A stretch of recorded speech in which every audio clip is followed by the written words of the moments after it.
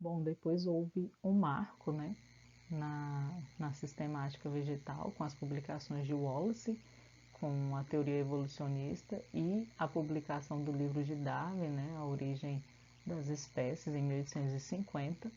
Então surgiram os sistemas filogenéticos que eu tinha comentado com vocês, que iria falar mais para frente, né?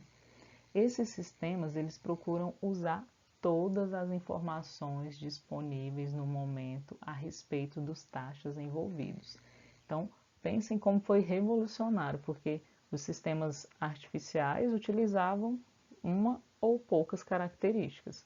Os sistemas naturais utilizavam um somatório de características. E aí, entre os sistemas filogenéticos, procurando utilizar todas as informações disponíveis a respeito, né, daquelas determinadas espécies. E além de usar essas informações a respeito todas as informações disponíveis, ainda relacionando essas espécies de acordo com as afinidades existentes entre elas e tomando como base quais são os ancestrais daquelas espécies e qual é a descendência daquela espécie também. Então, a filogenia ela procura mostrar a história evolutiva dos seres vivos, né? Quem são os ancestrais daquelas espécies e quem são seus descendentes. E aí, a sistemática filogenética, ela reconhece que parentes mais próximos são reconhecidos como pertencentes ao mesmo grupo. E aí, para conseguir encontrar as relações de parentesco que existe entre os organismos, o método utilizado é o da cladística.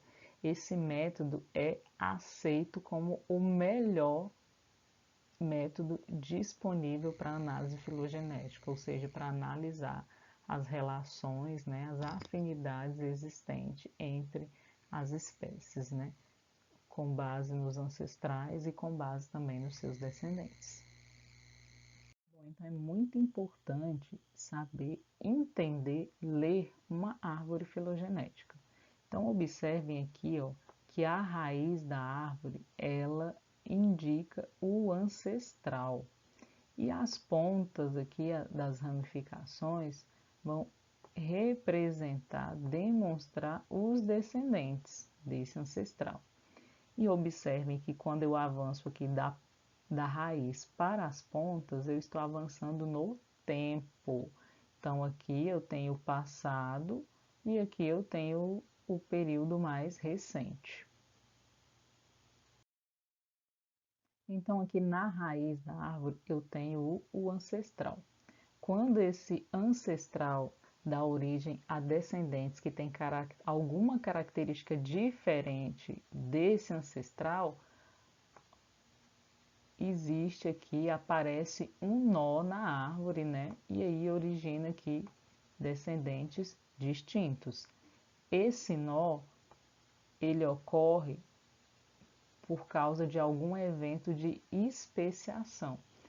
Eventos de especiação podem ser, por exemplo, alguma mutação genética, né, que fez com que duas novas espécies se originassem a partir então daquele ancestral. E as árvores filogenéticas, elas mostram padrões de ancestralidade que são compartilhados entre as linhagens. Então, observem aqui nesse pontilhado, ó, eu tenho a história compartilhada entre B e C. E aí aqui na parte verde eu tenho a história única de B e tenho também a história única aqui de C. Então, cada linhagem tem uma parte da sua história que é única e outra parte que é compartilhada então entre as linhagens. É importante vocês saberem que as árvores filogenéticas elas podem ser representadas de várias formas. Aqui, por exemplo, observem que a árvore está deitada, mas eu continuo tendo aqui a raiz, eu tenho aqui os descendentes, e conforme eu avanço aqui da raiz para as pontas, né, eu estou avançando no tempo.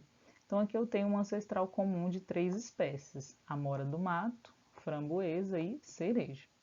Observem que entre a amora do mato e a framboesa eu tenho um ancestral que não é comum com a cereja.